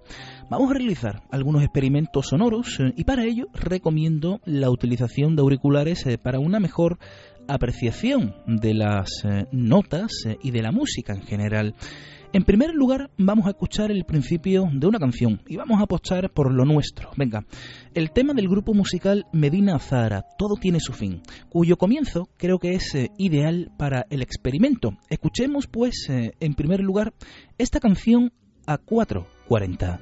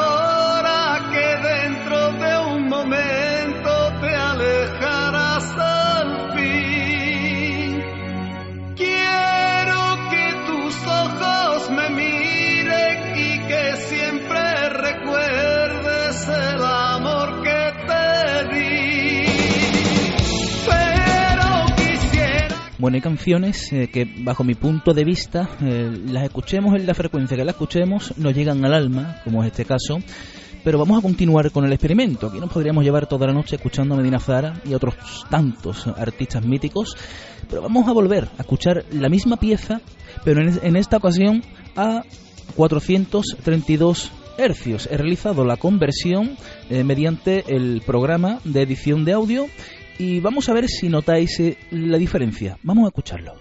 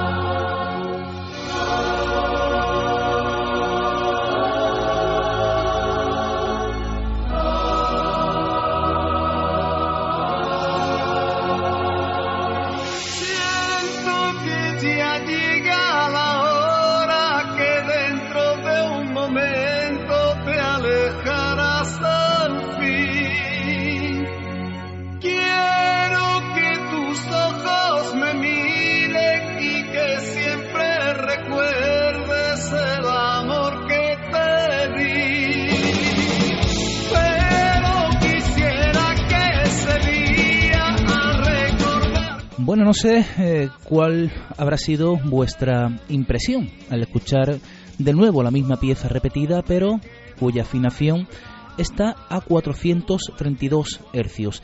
Hay quienes tienen el oído más desarrollado en cuanto a la apreciación de la música, de las notas. Por supuesto, no todas las personas tienen por qué percibir ese pequeño cambio, ¿no?, que es muy leve, pero que muchos aseguran de que sí, que hay algo oculto en estas melodías y en esas vibraciones que nos llegan a nuestra mente, ¿no?, a través de nuestros oídos. Pero vamos a realizar el mismo experimento con otro clásico, con otro gran tema. Recurrimos en esta ocasión al famoso grupo ya desaparecido Mecano. Vamos con otro clásico, concretamente el tema Eugenio Salvador Dalí. Vamos a escucharlo, pero a la inversa. En primer lugar, la canción Eugenio Salvador Dalí a 432 hercios.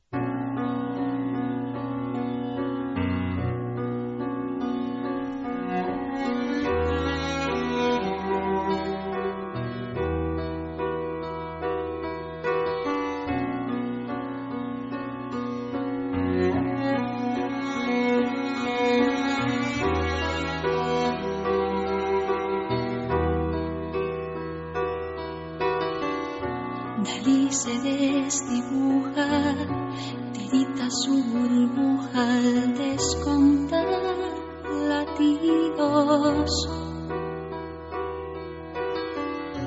Dalí se decolora, porque esta lavadora no distingue tejidos. Él se da cuenta y asusta. Bueno, quizás se me ve un poco el plumero, Mecano. Sin lugar a dudas es uno de mis grupos favoritos, y canciones como esta llegan a lo más hondo de nuestro ser, Eugenio Salvador Dalí. Un gran tema de este grupo, Mecano, pero vamos a continuar con el experimento. Ahora vamos a escucharla en su versión clásica, la normal, en cuya afinación se encuentra a 4/40. Vamos a comenzar a escucharlo y a ver si notáis alguna diferencia.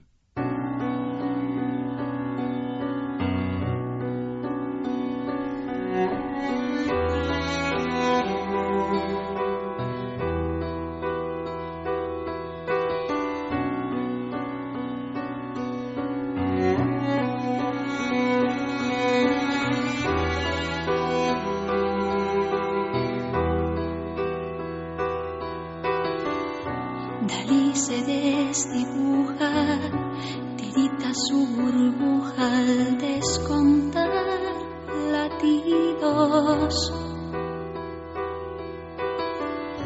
Dalí se decolora, porque esta lavadora no distingue tejidos. Él se da cuenta y asustado se lamenta. Los genios no deben morir. Son más de 80 los que curvan tu osamenta. Eugenio Salvador Dalí. Los genios no deben morir. No sé qué tal les habrá parecido el experimento y si han notado algo diferente a distintas afinaciones. Si es así, dejen sus comentarios y sus impresiones. Espero que estén pasando una velada agradable o inquietante, y quizás con estos datos que les acabo de ofrecer, la próxima vez que acudan a un centro comercial o a una discoteca, pues nos fijemos en el comportamiento de las personas que nos acompañan en ese momento, porque lo más seguro es que nosotros también seamos tan solo una pieza más de esa manipulación social a la cual estamos sometidos. Les ha hablado Adrián Martínez y envío un fuerte abrazo a todos los amigos de Voces del Misterio. Por la pereza, mágica luz en cada que es. Si te reencarnas en cosa, hazlo en lápiz o en pincel. Abre tus oídos. Se escuchan sonidos extraños. Susurros del más allá invaden tu radio. La historia y el enigma se abren paso a través de las ondas. Los especialistas más experimentados se reúnen cada viernes en esta sintonía. Únete a nosotros, amante de lo desconocido. Voces del Misterio. Tu voz.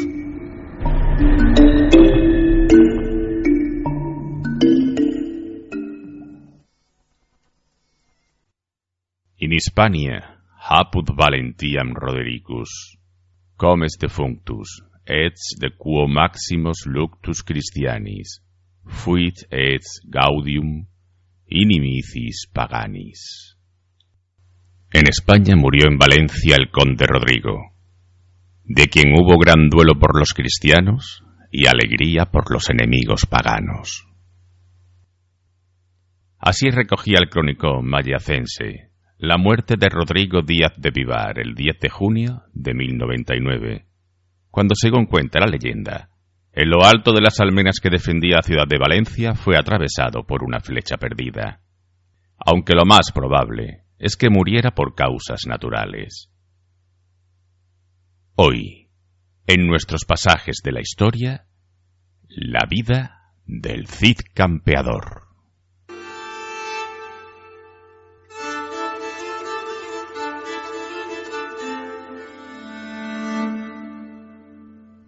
Pese a su leyenda posterior como héroe nacional o cruzado en favor de la Reconquista, Rodrigo Díaz de Vivar se puso a lo largo de su vida a las órdenes de diferentes caudillos, tanto cristianos como musulmanes.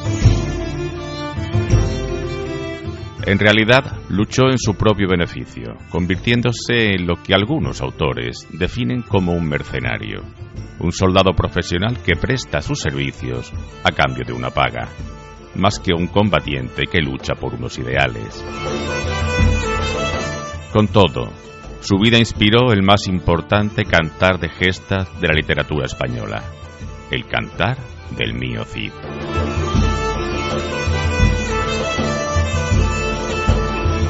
Rodrigo Díaz nació, según afirma una tradición constante, aunque sin corroboración documental, en Vivar, hoy Vivar del Cid, un lugar situado en el valle del río Ubierna, a 10 kilómetros al norte de Burgos. La fecha de su nacimiento es desconocida, algo frecuente cuando se trata de personajes medievales, y se han propuesto dataciones que van desde 1041 a 1057, aunque parece lo más acertado situarlo entre 1045 y 1049.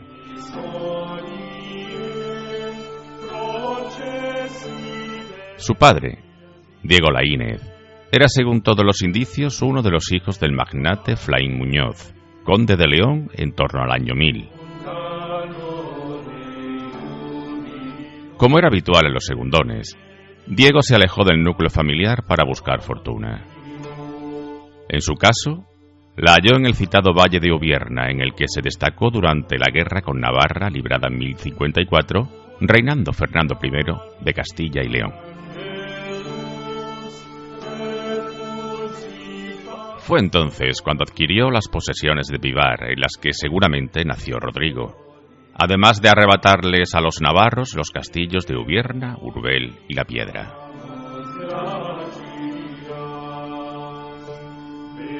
Pese a ello, nunca perteneció a la corte, posiblemente porque su familia había caído en desgracia a principios del siglo XI al sublevarse contra Fernando I.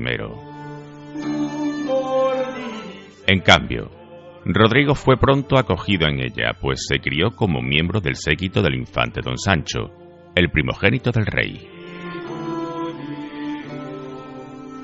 Fue este quien lo nombró caballero y con el que acudió al que posiblemente sería su primer combate, la batalla de Graus, cerca de Huesca, en 1063. En aquella ocasión, las tropas castellanas habían acudido en ayuda del rey Moro de Zaragoza, protegido del rey castellano, contra el avance del rey de Aragón, Ramiro I, quien murió precisamente en esa misma batalla.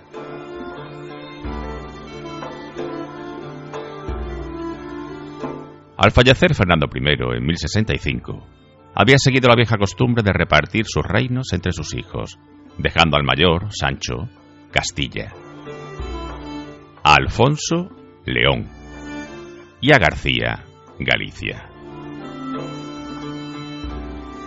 Igualmente legó a cada uno de ellos el protectorado sobre determinados reinos andalusíes, de los que recibirían el tributo de protección llamado parias. El equilibrio de fuerzas era inestable y pronto comenzaron las fricciones que acabaron conduciendo a la tan temida guerra.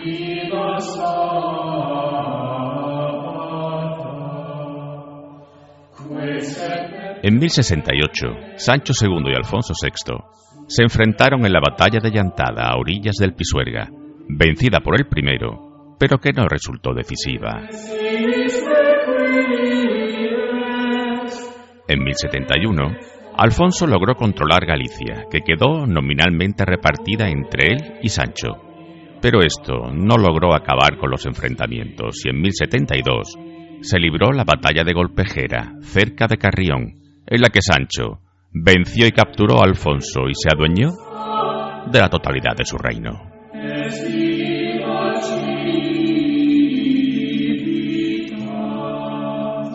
El joven Rodrigo, que a la sazón andaría por los 23 años, se destacó en estas luchas y, según una vieja tradición documentada ya a finales del siglo XII, fue el alférez o abanderado de don Sancho en dichas lides, aunque en los documentos de la época nunca consta con ese cargo. En cambio, es bastante probable que ganase entonces el sobrenombre de campeador, es decir, el batallador, que le acompañaría toda su vida hasta el punto de ser habitualmente conocido, tanto entre cristianos como entre musulmanes, por Rodrigo el Campeador.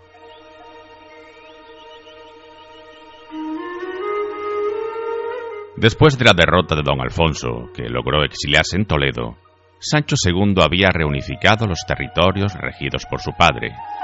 Sin embargo, no disfrutaría mucho tiempo de la nueva situación. A finales del mismo año 1072, un grupo de nobles leoneses descontentos, agrupados en torno a la infanta doña Urraca, hermana del rey, se alzaron contra él en Zamora. Don Sancho acudió a sitiarla con su ejército, cerco, en el que Rodrigo realizó también notables acciones, pero que al rey le costó la vida, al ser abatido en un audaz golpe de mano por el caballero zamorano, Bellido Dolfos.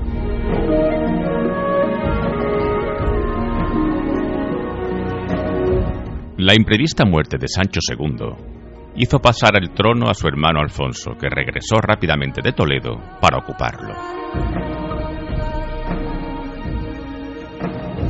Las leyendas del siglo XIII han transmitido la célebre imagen de un severo Rodrigo que, tomando la voz de los desconfiados vasallos de don Sancho, obliga a jurar a don Alfonso en la iglesia de Santa Águeda de Burgos que nada tuvo que ver en la muerte de su hermano, osadía que le habría ganado la duradera enemistad del nuevo monarca.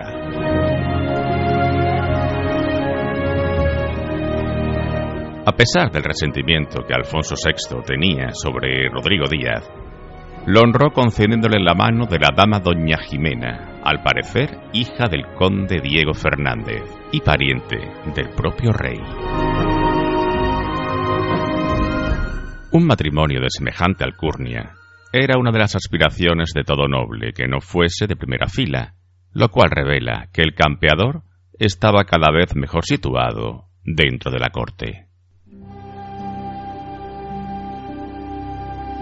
Así lo muestra también que don Alfonso lo pusiese al frente de la embajada enviada a Sevilla en 1079 para recaudar las parias que le adeudaba el rey Al-Mutamid, mientras que García Ordóñez, uno de los garantes de las capitulaciones matrimoniales de Rodrigo y Jimena, acudía a Granada con una comisión similar.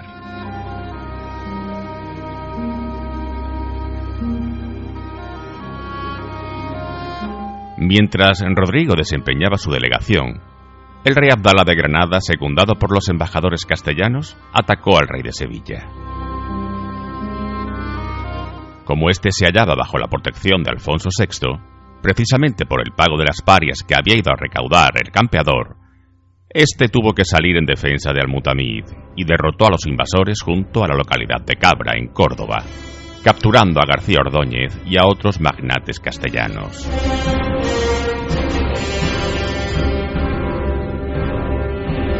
La versión tradicional es que en los altos círculos cortesanos sentó muy mal que Rodrigo venciera a uno de los suyos, por lo que empezaron a murmurar de él ante el rey.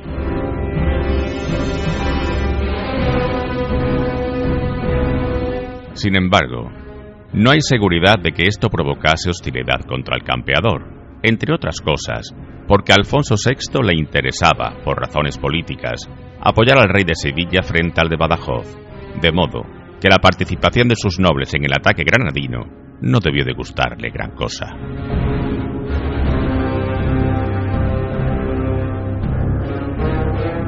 En el año 1081, cuando el rey Alfonso de León se encontraba batallando por tierras toledanas sin la ayuda de Rodrigo, los musulmanes atacaron por sorpresa a Gormaz, en Soria, y obtuvieron una importante victoria logrando un cuantioso botín.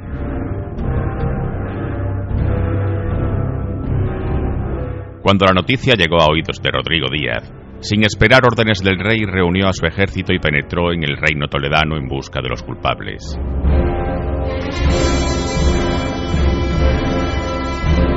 La actuación de Rodrigo en Toledo, ciudad de la que retornó trayendo consigo hasta 7.000 cautivos entre hombres y mujeres, interfirió en los planes que tenía el rey Alfonso para anexionar este territorio sin necesidad de la violencia. A modo de castigo, el monarca desterró al caballero, pero esto no conllevó la pérdida de sus bienes personales. Tras ser rechazados los servicios de Rodrigo Díaz por los condes de Barcelona, Ramón Berenguer II y Berenguer Ramón II, el de Vivar decidió ayudar a Al-Muqtadir, el rey de Zaragoza, en la lucha que mantenía con su hermano Al-Mundir, rey de Lérida, Tortosa y Denia, y que contaba con el apoyo de los condes de Barcelona y del monarca Sancho Ramírez de Aragón.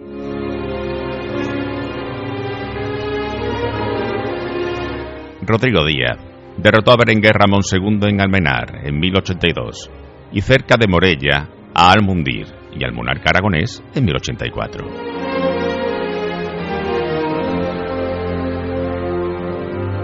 Fue en este periodo cuando recibió el sobrenombre de El Cid, derivado del vocablo árabe Sid, que significa señor.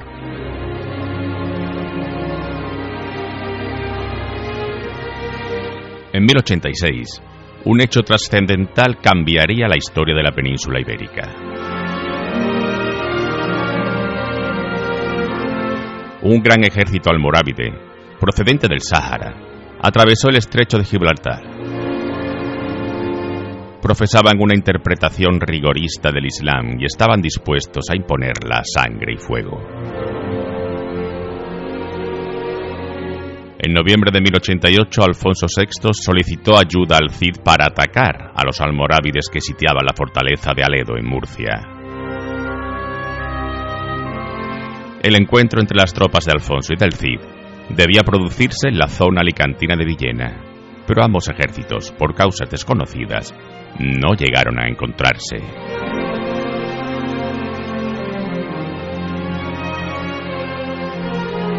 El Cid montó su campamento en Elche, y allí supo que el rey Alfonso, furioso por no haber recibido la ayuda solicitada, lo había declarado traidor.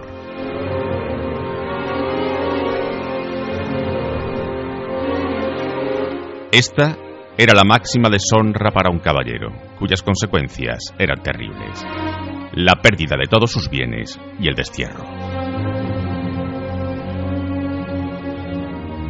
A partir de ese momento, el Cid, convertido en un caudillo independiente, siguió actuando en Levante guiado por sus propios intereses. En 1090, se hizo con el protectorado de todo Levante. Al-Qadir, rey de las taifas de Toledo y Valencia, pagaba impuestos al Cid, quien usurpaba así los pagos que antes habían pertenecido a Alfonso VI. Ese mismo año el Cid derrotó a la coalición que formaron Al-Mundir y Berenguer Ramón II, a los que derrotó en Tebar en 1090, expulsando al conde catalán de la zona levantina.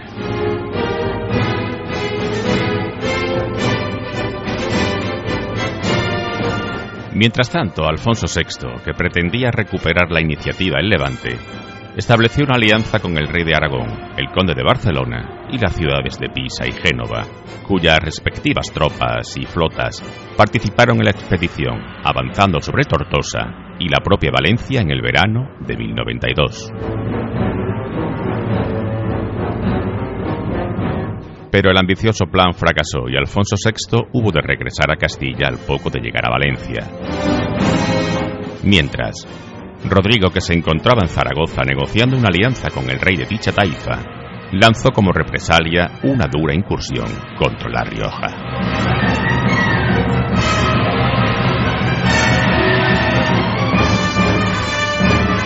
En los años siguientes, las campañas para la conquista de Valencia, hasta ese momento en poder de Ibn Yahab, asesino de Al-Qadir, fueron constantes. En 1093 el Cid cercó la capital, que empezó a sufrir privaciones. El ejército del Cid emplazó máquinas de guerra que causaron grandes daños en los muros de la ciudad y por fin Tras un año de sitio, Valencia cayó en manos de Rodrigo, que se proclamó Príncipe Rodrigo el Campeador el 17 de junio de 1094.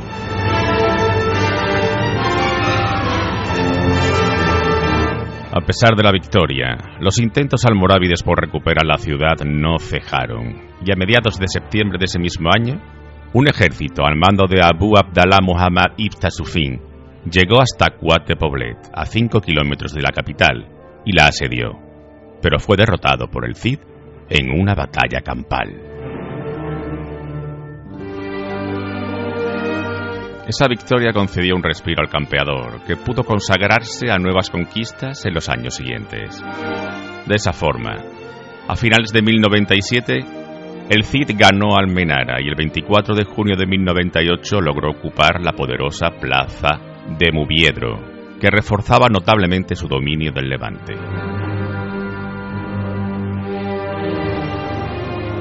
Sería su última conquista, pues apenas un año después, posiblemente en mayo de 1099, el Cid moría en Valencia de muerte natural, cuando aún no contaba con 55 años de edad.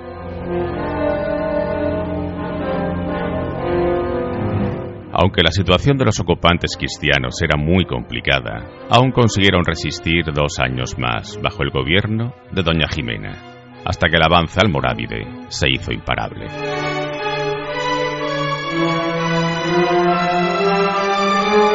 A principios de mayo de 1102, con la ayuda de Alfonso VI, abandonaron Valencia la familia y la gente del campeador, llevando consigo sus restos, que serían inhumados en el monasterio burgalés de San Pedro de Cardeña.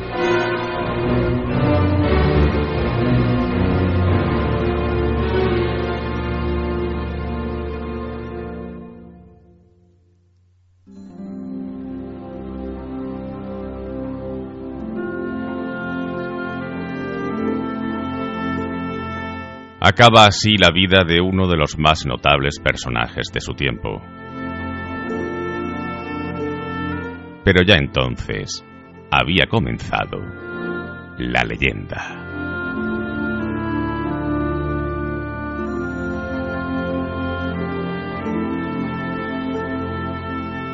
Y hasta aquí nuestros pasajes de la historia de hoy. Como siempre, esperamos que haya sido de vuestro agrado, y la semana que viene volveremos con más personajes de estos que dejaron su impronta en nuestra historia.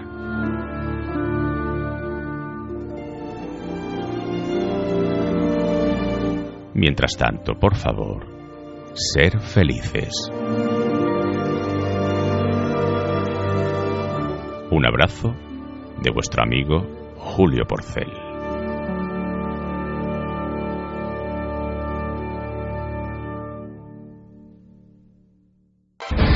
Experiencias paranormales, enigmas históricos, conspiraciones, leyendas urbanas, el mito de los ovnis y muchos otros misterios que perduran con el paso del tiempo forman parte de las voces del misterio. ¿Crees que estás solo? Siempre hay alguien al otro lado. Voces del misterio.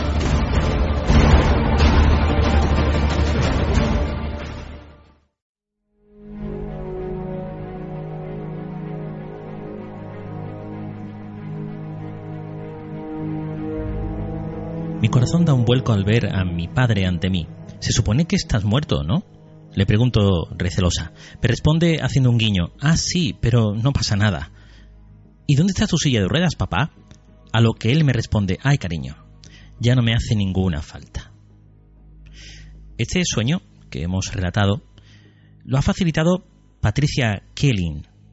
Es una de las coordinadoras del programa de Lucid Dreams Institute, o lo que es lo mismo, el Instituto de Sueños Lúcidos. Dicho sueño lo tuvo al poco de fallecer su padre. Ella dice así: mis sueños empezaron a tener de repente un significado muy profundo. Yo tenía 11 años y el primer sueño tras la defunción de mi padre fue un regalo incomparable.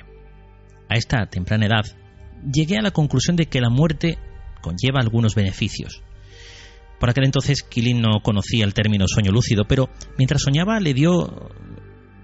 su mente le dio por pensar que ese sueño no era normal, que no era como los que solía tener, sino excepcionalmente distinto.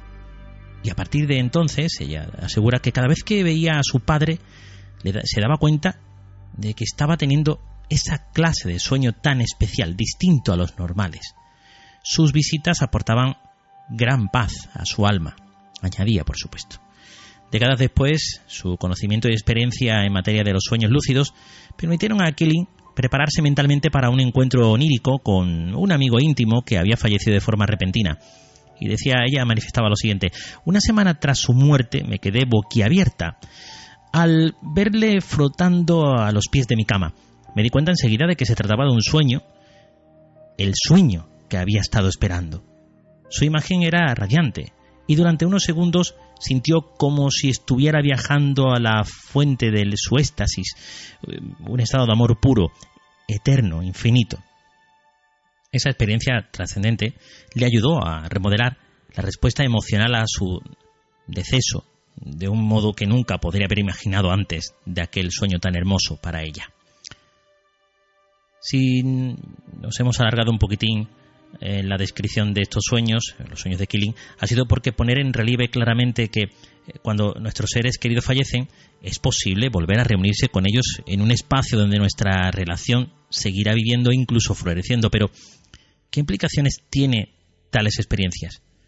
¿Podrían considerarse una prueba de la existencia de vida más allá de nuestra vida? Los expertos a los que se han consultado en muchas ocasiones, las personas que como nosotros nos dedicamos a escudriñar un poco las bases del misterio, ofrecen además de los sueños diferentes visiones de un fenómeno tan inquietante como revelador. En algunos casos, los muertos, dicen, expresan su bienestar en el más allá. En otros, responden con evasivas y no ofrecen respuestas claras sobre su estado o el lugar donde se encuentran. Sin embargo, todos los soñadores y expertos consultados suelen coincidir en que estos encuentros poseen una propiedad altamente curativa. Hay un psicólogo catalán, Jordi Borràs, especializado en el trabajo con sueños, contó en su momento que puso de manifiesto más bien pues todo lo anterior. El primer aspecto sanador de los sueños lo tuvo a los 7 años con su abuelo fallecido, unos días antes. Él dice que llamaba a la puerta de casa y aunque él era consciente de que había muerto, pudo más la emoción que el desconcierto. Al abrir la puerta, él pudo ver a su abuelo y lo vio junto a su padre y a su abuela, radiantes de felicidad a su lado. Por supuesto, era un sueño y despertó emocionado y llorando. Sin embargo, en vez de sentirse decepcionado por la vuelta a la cruda realidad, él manifiesta que sintió mucha alegría. En un segundo sueño, ya en la treintena, se mostró como mucho de esos encuentros oníricos que este mismo psicólogo Borràs había tenido durante años con otro familiar fallecido, un auténtico aliado en el sueño lúcido. Siempre que veía a su tío, él sabía que estaba teniendo un sueño lúcido y que podía hacer aquello que deseaba o aprovechar ese estado de conciencia para buscar respuesta a ciertas preguntas. Aunque también se preguntó sobre su situación en el momento y por lo que implicaba estar muerto, su relación ante este tipo de preguntas por parte de su tío ya fallecido era evasiva. Todo lo contrario le ha ocurrido a la filóloga Marta Suárez en los sueños con su hermana fallecida, que en diversos mensajes ha confirmado la existencia del más allá. Ella cuenta la experiencia de esta manera. Ella dice: mi hermana me pidió que transmitiera a mi padre el mensaje de que no debía abandonar la fe, que ella le confirmaba la existencia de Dios de la cual él dudaba. También le dijo a su hermana que estaba bien, que ahora veía con claridad y que estaba trabajando mucho para ascender. Su vida había sido bastante tormentosa y de hecho ella tampoco creía en la existencia de algo más allá después de la muerte. Igualmente ilustrativo es el sueño que Marta tuvo en el año 2014 a raíz de su formación entrenadora de sueños lúcidos en un taller que fue impartido por Robert Moss. Ella decía: todas las técnicas aprendidas han resultado muy útiles en mi progreso personal. Uno de los viajes que hizo fue para contactar con los fallecidos. Quiso encontrarse con su hermana. Le confirmó que estaba bien, que no se había reencarnado y que estaba trabajando para la organización. Cuando le pregunté cuál, me respondió que se trataba de los Highlanders, nombre que interpreté más como Hyde, más como Hill, es decir, sanadores elevados o algo así, lo interpretó. Al principio, después de haber recibido su visita en sueños, se despertaba con una sensación de carencia. Pero ella hoy dice sentirse feliz y afortunada de recibir en sueños la visita de su hermana. Para Beatriz Salgado, otra soñadora e instructora, formada asimismo de este instituto de sueños lúcidos, dice que los sueños con su abuela han sido muy iluminadores y lo manifiesta de esta forma. Desde hacía algunos años prestaba atención a mis sueños por su carácter revelador, pero el primer sueño con mi abuela fallecida me llevó más lejos. Ella tenía miedo de la muerte por no saber qué iba a encontrarse al otro lado. En el sueño, su abuela reía y reía mucho. Le dijo que estaba bien y que no nos preocupáramos por ella. Le aportó a esta soñadora mucha paz oír su risa y descubrir que en efecto sí existía ese otro mundo sutil que yo había intuido. El duelo se hizo más llevadero de esta manera. Si iluminador fue este primer sueño con la abuela, los que Beatriz ha seguido teniendo a raíz de los talleres realizados por Robert Moss, le ha permitido ir mucho más allá en sus contactos con los difuntos. Ella dice que de la misma manera que los muertos nos asisten en nuestro mundo, nosotros vamos de visita a ellos. Con la técnica de reentrada en el sueño a través del viaje chamánico, ella manifiesta haber tenido ocasión de hablar tiernamente con su padre. Lo que sucede es sanador y profundamente transformador. Como pueden apreciar todos nuestros oyentes, no suele haber discrepancias respecto a la capacidad curativa que tienen estas experiencias. Los expertos en sueños a los que se les ha consultado en referencia a estas mismas experiencias han coincidido en ese sentido. Ya sean sueños aterradores o reconfortantes, en los sueños con difuntos podemos obtener una visión interna muy profunda y, por tanto, encontrar mejores vías para trascender nuestros problemas cotidianos y encontrar la paz. Una vez que los entendemos, pueden resultar profundamente liberadores. Eso lo explica la psicóloga Jan Teresa Anderson, terapeuta y analista de sueños. También la norteamericana Kelly Sullivan Walden, hipnoterapeuta clínica que lleva varias décadas trabajando con los sueños, está convencida del valor terapéutico de esas experiencias. Ella dice así: he tenido sueños que me han guiado, sanado e incluso salvado la vida. Y esos sin mencionar los sueños milagrosos que he tenido la ocasión de atestiguar en vidas de muchas personas. Estos sueños son un regalo, no solo para mantenernos conectados con seres queridos a los que amamos, sino para tener acceso directo a su poder sobrenatural, bendiciones y a la sabiduría de nuestra alma multidimensional. Cuando se le preguntó a Kelly si los sueños con los seres fallecidos son menos recuerdos en el paisaje onírico que pueden ayudarnos a superar el proceso de duelo, o si por el contrario esas visitas son encuentros verdaderos, ella responde con rotundidad lo siguiente: creo que ambos. Existe prueba clínica de que en los sueños podemos conectar con el otro lado y que la vida prosigue más allá de los confines de nuestra realidad en 3 dimensiones, según han documentado casos de Raymond Moody, Damon Breitkell, Eben Alexander, por nombrar algunos pocos investigadores. Es posible que se sorprenda al descubrir que usted mismo puede tener un mensaje para entregar a los difuntos. Piense en dicha comunicación como una calle de doble sentido que puede permitir la resolución o cumplimiento en un contrato del alma. ¿Y el alma? Sí, porque es el alma de los difuntos la que parece manifestarse a través de nuestros sueños, o así lo cree el ya citado Robert Moss, experto mundial en esa temática y propulsor de la ensoñación activa, una síntesis original de chamanismo y de trabajo onírico moderno.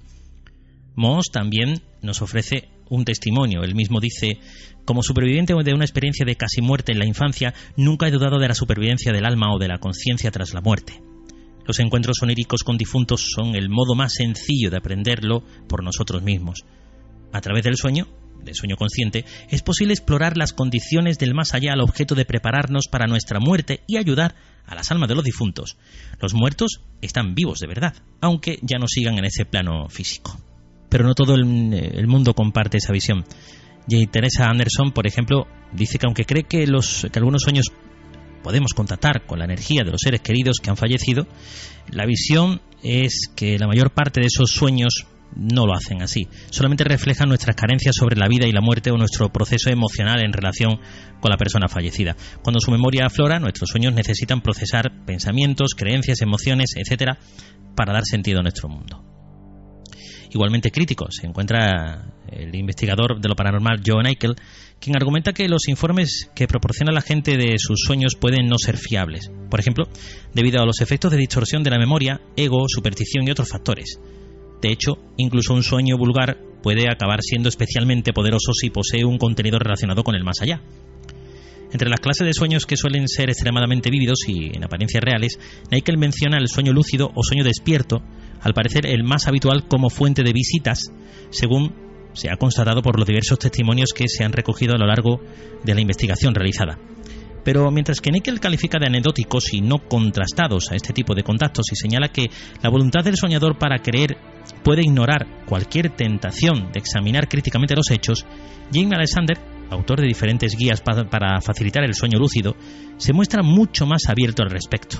Él asegura que tiene todo el derecho a creer que a través del sueño lúcido se está recibiendo visitas de verdad de los difuntos y que se puede hablar, bailar con ellos. Está convencido este investigador de que es posible interactuar con los familiares difuntos o con cualquiera que haya tenido vida próxima a nosotros. Esas personas, por supuesto, no tienen por qué abandonarnos para siempre. El sueño lúcido nos brinda la oportunidad de verlos nuevamente.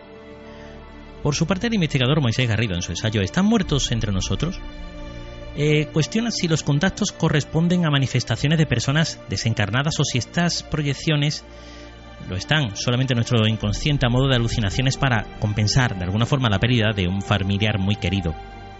Tras analizar numerosos testimonios de primera mano, algunos verdaderamente sorprendentes, Garrido señala que se puede hablar, mejor dicho, de alucinaciones ilusorias, de visiones hipnagógicas, etc., pero no estamos ante casos aislados y mucho menos ante casos sencillos de explicar.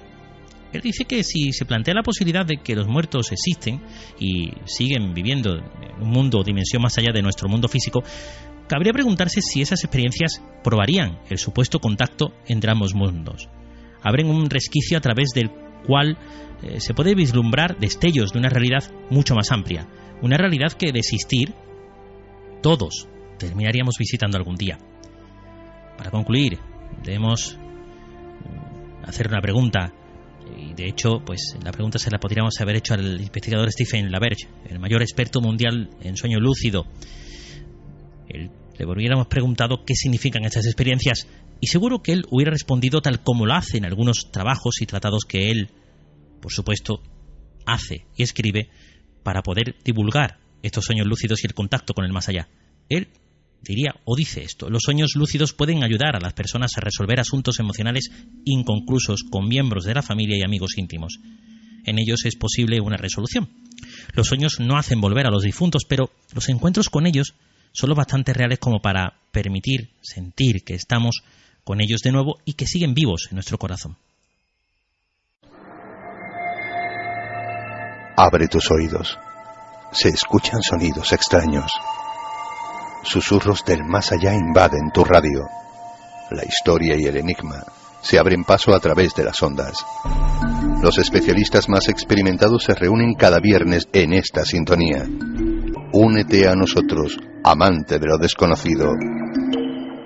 Voces del misterio. Tu voz.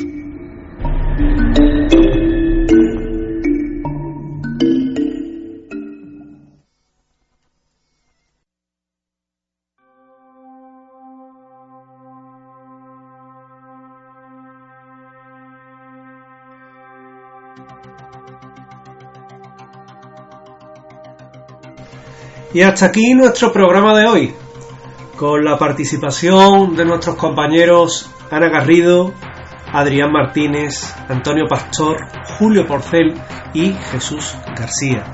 Espero que haya sido de su agrado, espero que les haya gustado y sobre todo que hayan disfrutado estos 120 minutos que dura nuestra revista digital sonora llamada Voces del Misterio, que la pueden escuchar aquí en directo en la 91.6 de la FM en Sevilla Fútbol Club Radio o en internet.